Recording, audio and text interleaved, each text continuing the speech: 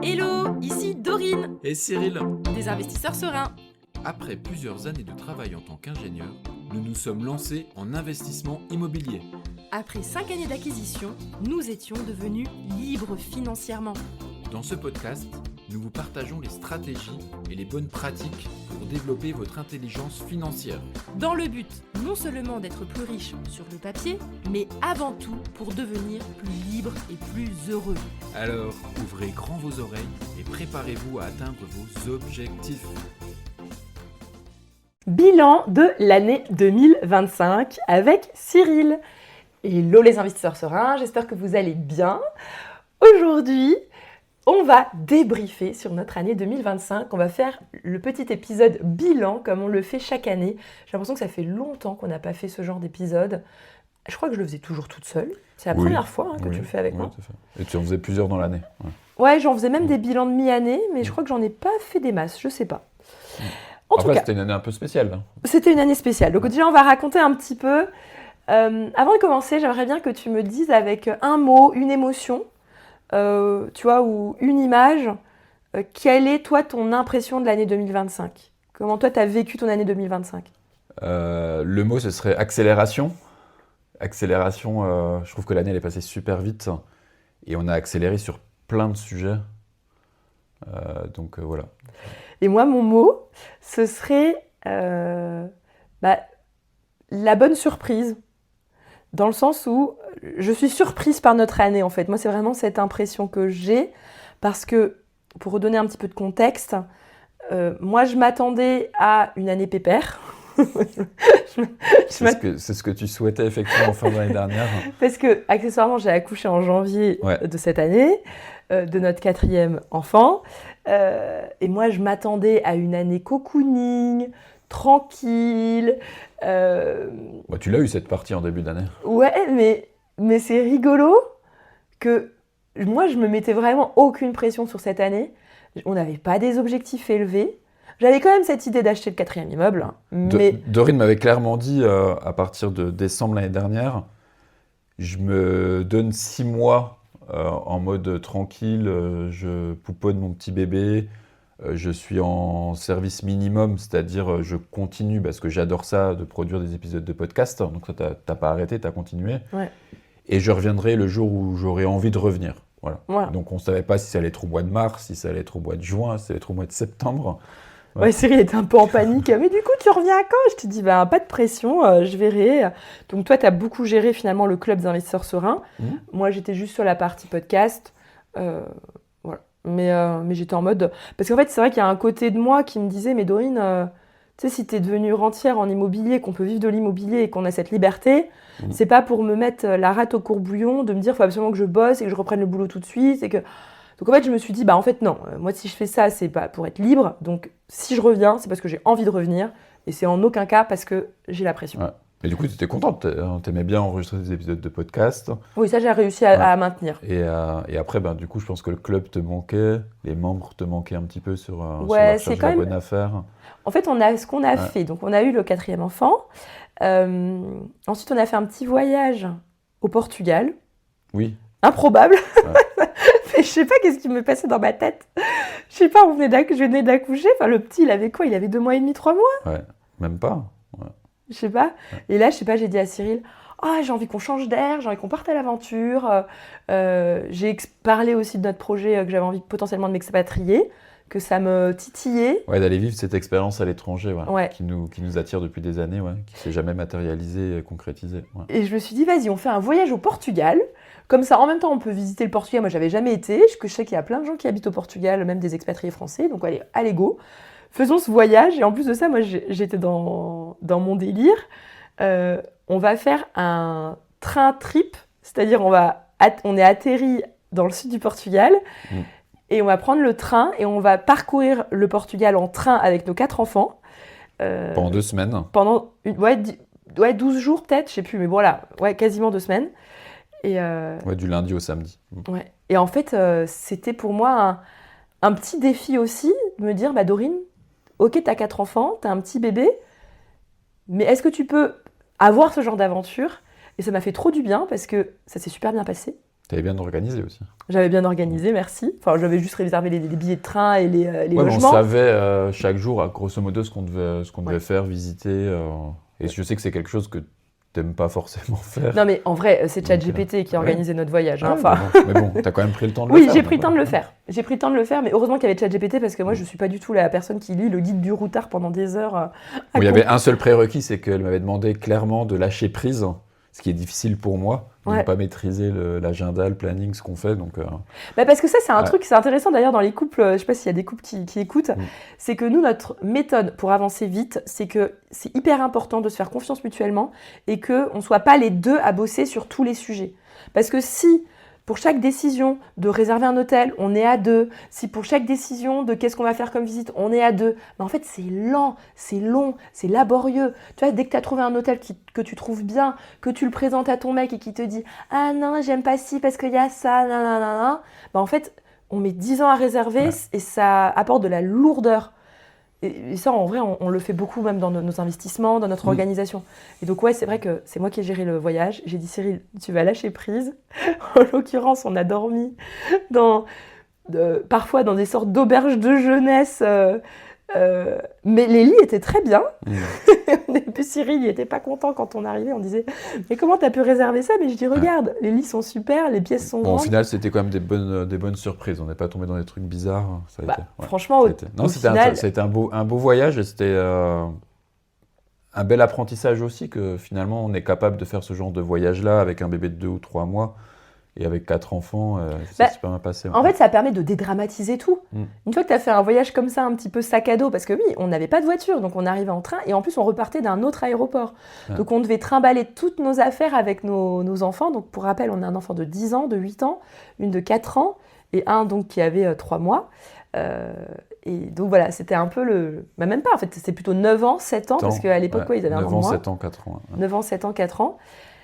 Et en fait, je pense que ça nous a donné un élan pour l'année qui était inattendu, ce voyage. Parce que ce qui s'est passé, c'est que toi, tu as débranché pendant 2 semaines. Ouais. Tu- Je pense que ça faisait un moment que j'avais pas débranché. Ouais. On s'était dit, voilà, pas de coaching. Tu en avais peut-être fait 1 ou 2, je sais plus, mais pas grand-chose. Non, je crois juste des messages sur la messagerie. Hein, Ouais, pas de mais on coaching, avait un peu ouais. coupé pendant 2 semaines le club. Et on s'est dit, en rentrant, en fait, tu as eu une charge de travail monstrueuse. Ça a été quand même un déclic aussi pour nous. Parce que, donc, nous, en fait, on fonctionnait, en tout cas au début de l'année dernière, avec des appels découvertes réguliers, de personnes qui nous sollicitaient. Ouais, du coup, quand je suis rentré du Portugal, effectivement, il y a eu une vague de personnes qui étaient intéressées par le club des investisseurs sereins, qui étaient intéressées de rentrer dans le club. Et donc, à chaque fois, c'est un appel stratégique pour discuter avec ces personnes-là, comprendre un petit peu leur envie d'investir en immobilier, voir si ça match en termes d'approche et tout ça. Et puis, tu as eu du coup une baisse d'énergie parce qu'en fait, de gérer les coachings, gérer les appels découvertes, gérer les membres du club, c'était beaucoup. Et c'est là qu'on a décidé de recruter une personne qui gère avec nous les appels découvertes. Ouais. Donc là, ça a commencé un petit peu dans notre chemin à se dire, OK, on aime notre business, mais il va falloir qu'on retrouve un équilibre dans tout ça. Et c'est là que j'ai eu la lumière qui m'est tombée dans la tête, où je me suis dit, en fait, on va faire un challenge. En fait, on va ouvrir les portes et après, on va les fermer. Comme ça, on sera tranquille entre 2 lancements et on n'aura plus que les membres à gérer, les coachings à gérer, mais on ne sera pas en permanence sur 2 fronts à devoir accueillir du monde dans le club et gérer les membres existants parce que je trouve que finalement, ça nous...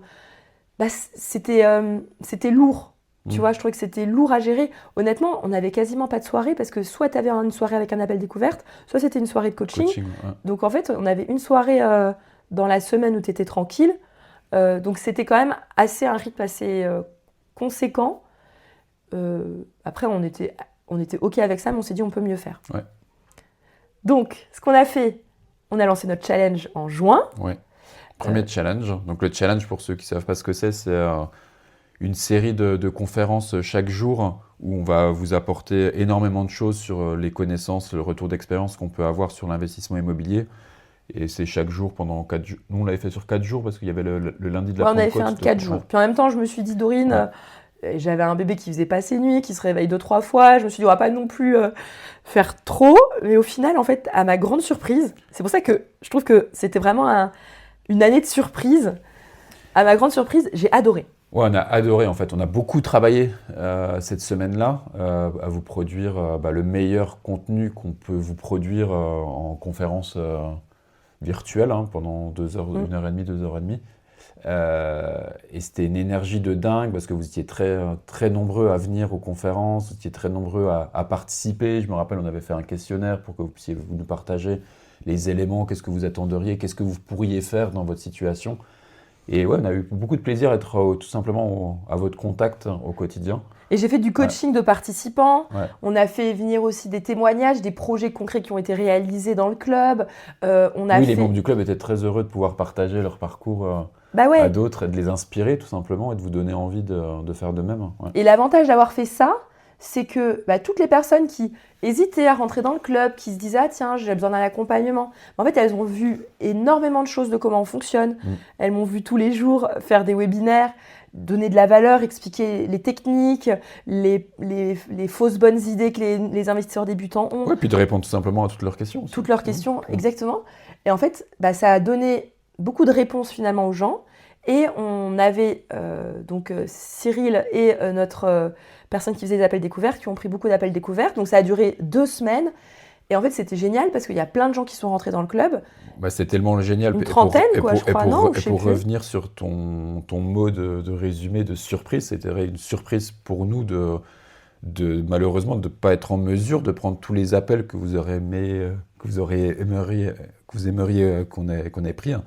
Et on a dû refuser des appels à la fin parce qu'on n'en pouvait plus. beaucoup de personnes. Et du coup, on s'est arrêté à 35. 35 inscrits. On voulait pas dépasser la barre des 30-35 inscrits. Parce que j'étais quand même dans une optique, toujours en me disant, Dorine, attends, tu viens d'accoucher. J'exagère, là, ça faisait déjà 6 mois, mais j'avais pas envie de me mettre à un rythme de dingue. Et on s'est dit, super, et après, on ferme les portes. Ouais. Et ça, c'était quand même vraiment chouette. Et pour nous, c'était important d'absorber correctement cette montée en charge et de prendre le temps, les semaines et les mois qui suivent, avec ces nouveaux membres pour les mettre sur les rails, définir leur stratégie avec eux. Voilà, ça prend du temps les coachings, plans d'action. Au démarrage. Parce que les personnes qui cherchent pour la première fois leur bonne affaire, ils savent pas exactement comment il faut faire. Donc, il y a quand même des séances d'analyse à faire avec eux, de les diriger sur la bonne voie, quoi. Et moi, j'ai repris du coup les coachings aussi sur cette période-là. Je crois que c'était un petit peu avant, non déjà tu as déjà repris, je crois. En avril-mai peut-être. Au retour du Portugal, un petit peu après, peut-être en mai. Ouais, en mai, parce que toi, tu gérais du coup toutes mes séances. Ouais, tout à fait. Et moi, j'ai repris les séances, mais le midi uniquement. Moi, je fais du coup, aujourd'hui, là où on parle, j'ai une séance le lundi à 12h30 et une séance le mardi à 12h30 sur la recherche de bonnes affaires. Et toi, tu fais toujours la séance de 20h30 parce que les enfants, ils ont besoin de leur maman pour le coucher. Voilà. Donc, c'était... qu'est-ce que je voulais dire ? Là, c'était sur la partie du challenge de juin, qui a été une surprise pour nous.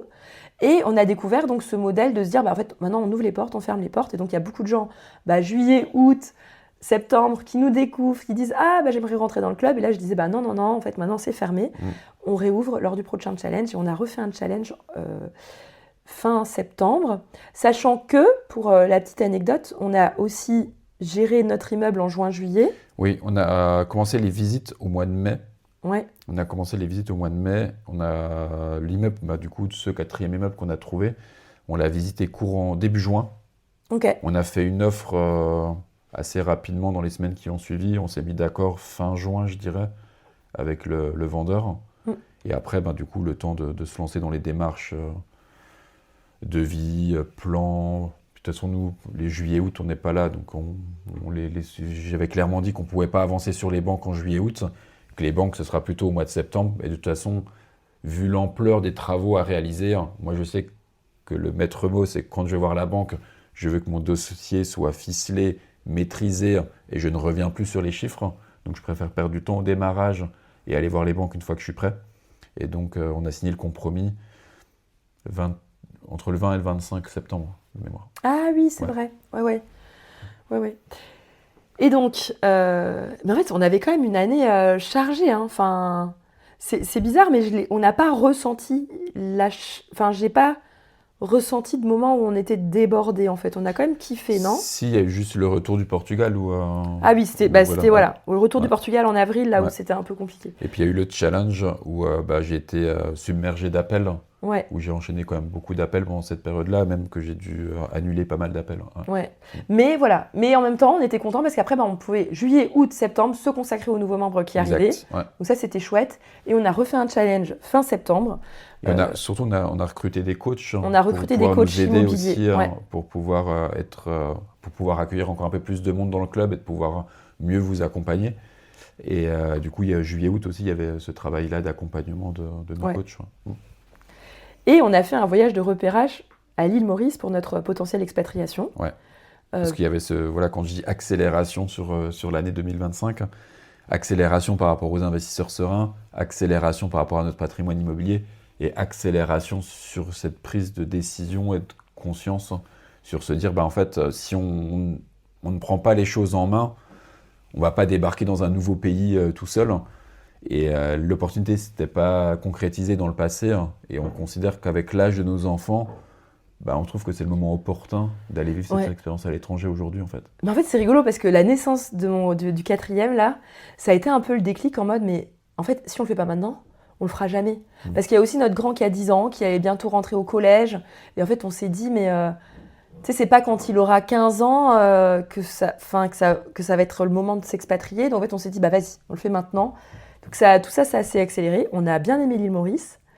On a failli pas rentrer, mais le problème, c'est qu'il y a tout un certain nombre de sujets sur la fiscalité, sur qu'est-ce qu'on fait de nos biens immobiliers. On est accompagné par un avocat fiscaliste, voire même 2. Sur les visas aussi, sur les permis de résidence, ainsi de suite. Enfin bref, il y a tout un sujet énorme. Et c'est vrai que quand on y était, on avait envie de se dire, attendez, on veut faire la rentrée des classes avec les enfants et puis on reste là. Allez, c'est parti, on reste, mais en fait, non. Ça marche pas comme ça, la vie. Hein. Et puis en même temps, j'avais envie de faire d'autres investissements immobiliers encore, donc... je me suis dit non, on profite encore de cette année, dernière année scolaire avec les enfants et on partira donc en été 2026 de l'année prochaine. Ouais. Donc, accélération toujours parce qu'on refait un challenge fin septembre. Ouais. Extraordinaire. Franchement, j'ai re-adoré. J'ai vraiment re-adoré. On a découvert aussi l'univers de faire de la publicité sur les réseaux sociaux, chose qu'on ne faisait jamais. Donc, on a réussi à se faire découvrir par des gens qui ne nous connaissaient pas. Le challenge a super bien fonctionné. On a recruté... Des excellents retours. Près d'une centaine de membres. Ouais. Ce qui est juste énormissime. Ouais. On avait même une équipe... C'est pareil, à la fin, on a dû refuser... On a dû refuser à la fin du monde. Ouais. On en a refusé un certain nombre aussi parce qu'on est assez exigeant sur les profils qu'on prend dans le club parce que nous, on veut que c'est des gens qui aillent au bout. Ouais. Typiquement, nous, on dit toujours en dessous de 30 000 € de côté... vous n'êtes pas prêt à investir en immobilier. Ouais. Nous, on est vraiment les investisseurs sereins, donc c'est notre marque de fabrique, donc on a refusé du monde. Et ce qui s'est passé, c'est que on a recruté tout le monde. Et en fait, ce qui est génial, c'est que rebelote, ça a duré 2 semaines intenses, le recrutement des nouveaux membres. Et après, bam, porte fermée. Et en fait, c'est génial parce qu'on peut vraiment se consacrer aux membres. On a mis en place des nouvelles choses. On fait des séances plénières mensuelles où j'aborde des sujets. La semaine dernière, j'ai abordé l'arbitrage. J'ai expliqué comment est-ce qu'on fait pour arbitrer son patrimoine. Voilà, je suis trop contente parce que je me sens beaucoup plus sereine finalement de fonctionner comme ça, avec des ouvertures du club et des fermetures. Voilà, moi ça me fait me sentir mieux parce que je sais que là, on est dans une phase où les portes sont fermées. On est concentré sur les membres. Ouais, on a quand même beaucoup de coaching, beaucoup de gens qui avancent, qui font des offres, beaucoup d'analyses à faire de biens. Ouais, puis on est très content sur le fonctionnement qu'on a réussi à trouver, à mettre en place dans ce club des investisseurs sereins. Et on est très alignés, très à l'aise sur la façon de procéder et très heureux aussi de voir comment les personnes passent à l'action.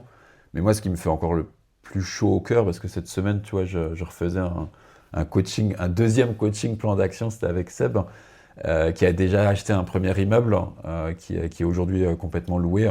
Et là, maintenant, il est en train d'embarquer sa compagne pour le faire à 2 et repartir sur un nouvel immeuble.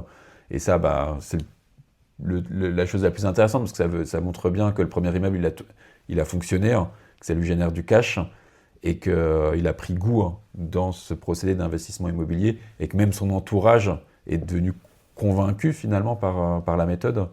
Donc c'est la plus belle chose qui peut nous arriver. Ouais. Et puis on a aussi là recruté depuis quelques semaines une deuxième coach qui s'appelle Caroline. Donc il y en a 2 coachs qui s'appellent Caroline en immobilier. Et c'est une ancienne membre qui est devenue libre financièrement en 18 mois. L'épisode d'interview que j'ai fait avec elle va sortir prochainement. Donc abonnez-vous si vous voulez avoir l'épisode spécial sur Caroline, libre financièrement 18 mois, qui est devenue coach chez nous. Et aussi l'épisode où on détaille le 4e immeuble, il va sortir. Donc abonnez-vous si jamais vous voulez avoir la suite des infos. Et en fait, ça va être super parce qu'on voit si on est déterminé, on est capable. Voilà, on en a un exemple, mais Caroline en a aussi un exemple qui a réussi à le faire en moins de 18 mois. Quoi. Ouais, c'est impressionnant. Son parcours est vraiment impressionnant. Donc, là, on était en train de faire un peu finalement un truc chronologique. Et donc, cette fin d'année, on revoit des contenus sur la plateforme. Moi, j'ai le grand projet de refondre notre plateforme de formation. Et la prochaine fois qu'on rouvre les portes, ce sera en mars 2026. Oui. Donc en fait, c'est vraiment chouette parce que je sais que là, j'ai encore fin décembre et tout janvier mais même février pour nous consacrer aux membres, pour que ça avance, pour qu'il y ait vraiment déjà tout un flux des arrivées d'octobre, septembre-octobre, qui trouvent leur bonne affaire. Il y a plusieurs qui ont négocié leur bonne affaire. Oui, qui sont déjà dans le 2e sas de recherche de financement bancaire. Voilà, donc on absorbe le flux. Et sur cette dernière partie d'année aussi, moi, il y avait le côté d'aller lever. Il y a quand même un projet à 1,4 million à se faire financer. Notre 4e immeuble. Avec ce 4e immeuble. Donc, comme je disais, on a signé le compromis fin septembre. Donc, il y avait le tic-tac de l'horloge qui tournait pour le compromis. Donc, à l'heure où on se parle, l'offre de prêt n'est pas encore éditée, mais bon, tout est sur les rails. Il devrait arriver là dans quelques jours. Donc très heureux d'avoir su lever ce financement bancaire dans des conditions qui sont très bien. On a fait un épisode de podcast sur le sujet, donc je vous laisse l'écouter si vous voulez connaître tous les chiffres sur ce 4e immeuble. Donc le bilan de l'année, si on faisait une conclusion. Déjà d'un point de vue professionnel, c'était inattendu. Le club des investisseurs sereins s'est vachement développé alors que moi j'étais en mode on reste tranquille. Finalement, on s'est accéléré. Ouais. Ensuite, qu'est-ce qui concerne la partie perso, l'arrivée de notre 4e enfant, je trouve c'est passé mieux que prévu, dans le sens où on s'attendait un peu à un cataclysme de ça va être super dur, enfin à chaque fois qu'il y a une arrivée d'enfant, ça bouscule. Ouais. Mais comme ils sont quand même espacés, qu'on a de l'expérience aussi sur les bébés, finalement, ça s'est bien mieux passé que ce qu'on pensait. Ouais. Donc, je dors plutôt très bien. Mais après, ça se passe bien aussi dans le sens où on a la vie qui permet d'avoir un cadre de vie où on est moins à courir, on a moins de contraintes horaires que des personnes qui peuvent aller travailler tous les matins. Ah oui. Donc, non mais c'est clair. Je veux dire, c'est pas jusque septembre, je faisais une sieste tous les 2 jours. Je faisais une sieste dans l'après-midi parce que j'étais crevée, tu vois. Ouais. Mais notre vie nous permet de le faire. Ouais. Et ça, c'est un truc de dingue. Donc voilà. Mais là, maintenant, j'arrive à ne même plus faire de sieste et je vais me coucher tôt et je suis encore même en forme. Voilà. Et puis, accélération sur la partie patrimoine immobilier. On est content d'avoir trouvé ce 4e immeuble, de mettre en place l'association. Ouais. Et maintenant, on n'a qu'une envie, maintenant qu'on a le prêt de ce 4e immeuble, c'est de faire quoi ? Le 5e. Parce que moi, j'attends que ça. J'ai vraiment envie d'accélérer. On fera un sujet aussi sur les futures stratégies qu'on envisage pour le 5e. Ouais. Et puis voilà, je crois qu'on a fait le tour. Ouais, on a fait le tour. Très bien. Petite ouverture sur 2026 ? On fera un épisode dédié sur nos objectifs 2026. Ça marche. Ou on peut le faire vite fait, parce que je crois qu'on n'a pas non plus des objectifs de dingue. Non, mais on fera un épisode sur le 2026 en janvier, début janvier. Là. Est-ce que toi, tu as des idées pour 2026 ? Bien sûr, il y a toujours plein de choses à faire. Ok, bon, on va voir. Sur ce, merci à tous. À bientôt. À bientôt. Puis et bonne fête de fin d'année. Ouais, bonne fête de fin d'année. Salut.